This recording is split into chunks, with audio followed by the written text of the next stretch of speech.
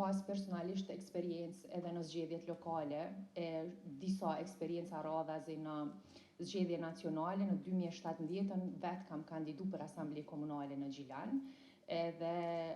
atëherë pata arrit me u zgjedh si asamblist nga radhët e lëvizjes vetëvendosje, pa pas nevoj për kvotën. Pra e pata te kalu kvotën edhe pata hy në kuvend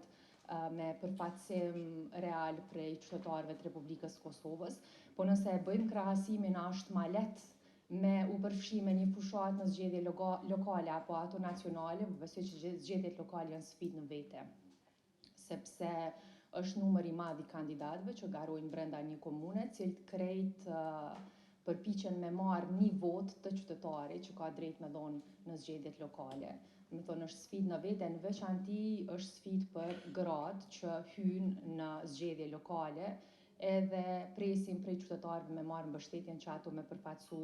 në asamblet komunale. Po në anën tjetër nuk është as pak mandej e lehtë as gara që bëhet në nivelin nacional, sepse për te komunës ti duhesh me kriju rjetëzim edhe me komunat e tjera, sepse asnjëherë nuk mjafton vota e komunës prej ka ti vjen. Është bazë shumë e mirë gjithherë për kandidatët, për shembull unë vi prej Gjilanit edhe një pjesë shumë të madhe të votave i marrë prej qytetarëve të komunës ku unë jetoj, po megjithatë të vynë gjithmonë me pas mbështetje edhe prej komunave të tjera, e me kriju këtë rjetëzimin për një gru nuk është e lehtë, për shkak se ka shumë burra në teren, cilët rrinë gjatë gjithë ditës në kontakt, për dallim prej grave që për shkak të shumë arsyeve të tjera nuk mujnë me bo një gjë të tillë. Por me gjitha të, që kam vjen mirë mu është që kove të fundit kemi arrit me e rënu, nëse mundë me përdor këtë shpreje, këtë, le të themi, komoditet që burrat në të kalumën e kam pas, sepse kemi pa që prej 2019 e tutje, dhe tash po flas për deputetët që e kanë përfaqësuar lëvizjen vetëvendosje, kanë arrit me hy në kuvend të Kosovës, pa pas nevoj për kvotën. Pra e kemi te kalu kvotën, edhe jemi përfaqësuar në kuvend, pikërisht sepse edhe ne kemi dëshmu që arri me prek terenin, arri me i bin qytetarët, me fitu besimin e tyre, edhe me u tregu që pavarësisht gjinis jemi prap gra që di me përfaqësu edhe me e përqu përtej mesazhin që qytetarët e kanë në raport me ne si përfaqësues të tyre, pra si deputet. Janë sfida në vete të dyja, por po besoj që këto lokalet janë të vështira, e nëse arrin me u te kalu, atëherë çdo gru mundet me pa veten edhe në përfaqësim në nivele qendrore. Po unë shoh që kohëve të fundit gratë nuk kanë shumë dëshirë me u përfshi në politikë, ose hezitojnë, ose nuk janë shumë të gatshme me u përballë edhe me gjuhën seksiste që është vazhdimisht shumë prezente, fatkeqësisht edhe sot, secila prej nesh marrim pafund komete në përjetët tona sociale, që po unale i lexove, i analizove, dëshprojnë shumë, e të bojnë me undal me mendu ndoshta çka jam të bëni këto, a do të me ecune përpara, po janë gjithmonë pjesa e atyne komenteve prej cilave nuk nisem, cilat nuk i marrin për bazë, po ecim përpara sepse kemi, po mendoj, vullnetin ma të mirë dhe ma të sinqert me i shty proceset për të mirën e qytetarëve të Republikës Kosovës. Mu vjen mirë që ka ndryshu, sigurisht kemi ende shumë punë për të bërë. Kotat u përmend që janë shumë të domosdoshme, po të mos kishin qenë kotat, ne nuk do të kishim arrit me pas as 30% sot, prandaj janë shumë të rëndësishme. Unë uroj shumë që kemi me ardhur një ditë një moment kur i heqim ato, sepse shohim që gratë hynë në politikë edhe shtyhen përpara sepse marrin direkt mbështetjen e qytetarëve të Republikës Kosovës, por ama mendoj që janë ende të nevojshme në shoqërinë tonë tu e pa këtë konkurrencën e madhe që bëhet nëpërmjet burrave, në mes të burrave dhe grave në politikë. Kënaqësi me qenë bashkë edhe me diskutu për sfidat që vazhdueshëm gratë i kanë në sferën publike e sidomos në përfaqësim edhe në vendimarrje. Nëse fokusohem pa dashur të përsëritem për atë se çfarë tha kolegja ime, me qenë se jetojmë në të njëjtin kontekst e pa dallim partie, sfidohemi në mënyrë pothuajse të njëjtë. Dua t'i përmend disa elemente mbi të cilat mendoj që reprezentimi i grave dhe vullneti dhe dëshira atyre që të jenë pjesë e këtij procesi luhatet ose ndikon në vendimarrje vullnetarmarrjen e tyre personale për të përfshirë në jetën publike edhe në institucionet publike në përgjithësi. E para është besueshmëria, sepse në shumë raste edhe nga jashtë edhe nga brenda partive e sheh që ka shumë shpesh një dozë të tendencës për përfaqësim të grave në kuptimin simbolik, sepse duhet, sepse është kvota, dhe jo gjithherë në kuptimin përmbajtësor, në kuptimin e besueshmërisë që gratë janë kapitali, gjysma e kapitalit njerëzor të Kosovës, dhe nëse i shikon sukseset e tyre në fusha të ndryshme jashtë politikës, janë ekselente. Ekselente. E dyta është dhuna në baza gjinore, dhe kjo është bërë edhe më e theksuar, sidomos me mediat sociale, e kemi adresuar dhe brenda Kuvendit Kosovës me konferenca, me fjalime, me fushatave disuse, me instalacione, domethënë të ndryshme brenda vetë Kuvendit për t'i ballafaqu edhe burrat që janë në politikë dhe burrat që janë në Kuvend, me atë se çfarë ballafaqohen gratë, sepse ndonjëherë nuk e kuptojnë, sepse thua se jetojmë në dy botë paralele. E treta është mbështetja ekonomike, edhe nga familja, edhe nga vetë subjekti politik. Ne nuk mund të bëhemi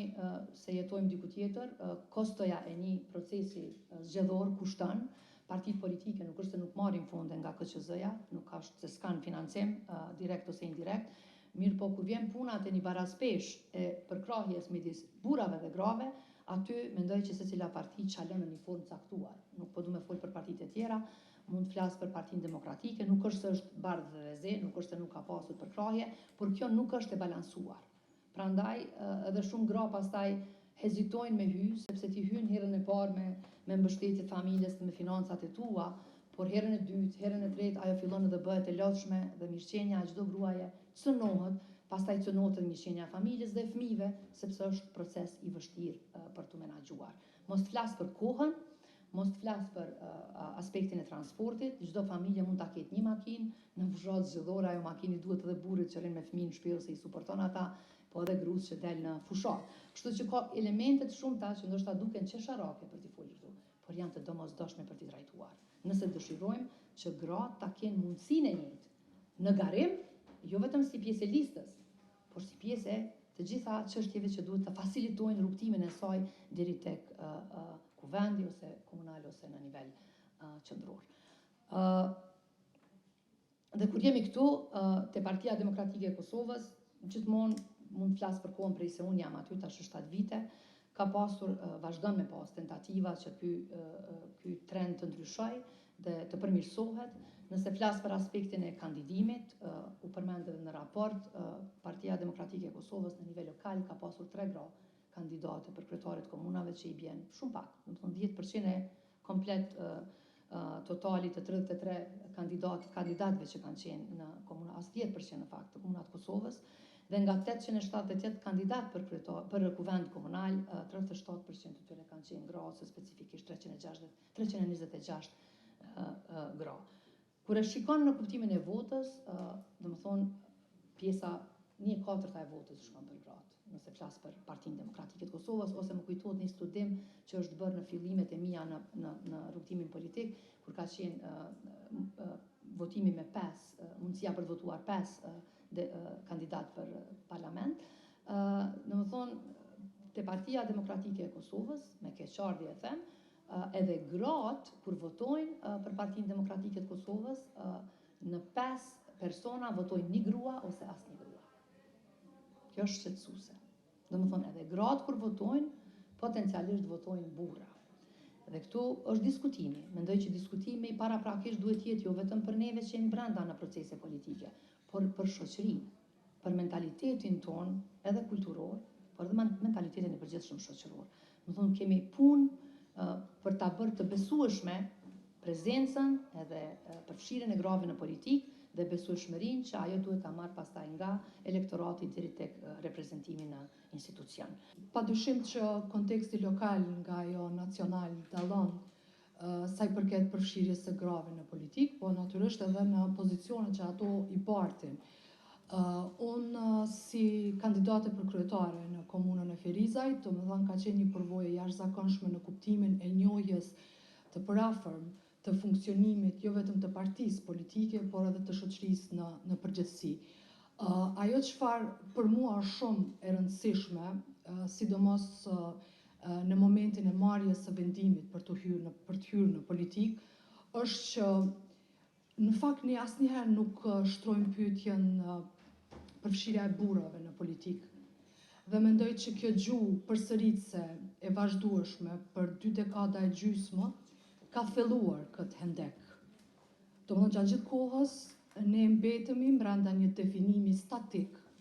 të asaj se çfarë janë gratë dhe çfarë mund të përfaqësojnë dhe a mund të hyjnë me kvotë apo pa kvotë. Sa shoqëria ato i pranon si të tilla. Dhe mendoj në një paradigmë të tillë sociale dhe kulturore i ka bërë gratë që vazhdimisht ne të qëndrojmë në një pozicion ku mbrojmë më shumë gjininë se sa individualitetin tonë. Kështu që ndoshta ajo çfarë unë sot e shoh nga 2 perspektiva, nga ajo sociologjike dhe nga ajo si politikane që përfaqësoj Lidhjen Demokratike të Kosovës, është që ne ndoshta duhet t'i lëvizim pak themelet e definimit të përfshirjes së grave në politikë. Nga brenda? Nga brenda dhe jashtë. Shpeshherë ndoshta e krijohet koncepti si kanë arrit këtu. Edhe ne nuk kemi ardhur shumë lehtë në këto pozicione të cilat jemi, edhe ne kemi kaluar nëpër këto sfida nëpër të cilat e thanë edhe parafolësit, se cilat kemi pas sfidat, qoftë në nivel lokal, po qoftë edhe në nivel nacional. Unë kom ardhur gradualisht në politikën nacionale, sepse në fillet e para kom qenë edhe unë asambleiste. Ato fillet e para s'kem pas asnjë përkraje, s'kemi pas asnjë trajnim, s'kemi pas asgjë, veç jemi zgjedhë dhe nuk ka pas publicitet. Domethënë asambleisja në atë kohë ka qenë vetë si asambleiste, ka votu për partinë politike, për qëndrimet e partive politike, ndërsa nuk ka qenë fare prezent as në media, as shoqmar, as tot. Unë kom kuptuar rolin mbasi që kom marrë në politikë në nivel qendror, edhe gjitha këto organizatat të cilat i kanë përkrah gratë në politikë në nivelin qendror, i kom adresu që të lëshohen edhe në nivelin lokal, sepse edhe ato gratë të cilat zgjedhen asambleisë, qoftë me kvotë apo pa kvotë, ka nevojë për një përkrahje, sepse ndoshta ato të nesërmen do të jenë kandidatë të reja për deputete, edhe ju nevojitet një përvojë, ju nevojitet një informim, ju nevojitet një përkrahje ose një dalje publike në mënyrë që ta hekin edhe atë tremen e përfaqësimit. Unë po flas tash për përvojën time politike, herën e parë kom fitu me kvotë. Dhe gjatë vazhdimit tash po pse unë duhet me fitu me kvotë. Krejt premisat i kom, angazhim politik, angazhim luftarak, me profesion kom qenë mjeke, jam ginekologe, domethënë i kom arrit të gjitha këto, si kom bo pi politike, po i kom bo vetë tash, dhe pse atëherë duhet me më sfidu burrat. Edhe unë duhet më angazhu që mes me qenë si kvotë gjinore në Parlamentin e Kosovës, edhe kom fillu me heket viktimizimin e kvotës gjinore. Kom thonë duhet dalë në teren, duhet të takoj njerëzit, duhet të kërkoj përkraje, edhe besoni që 7 herë jam zgjedhë deputete, 1 herë në kvotë, 6 herë jam zgjedhë pa kvotë, dhe kjo është rezultati e çdo gruaje.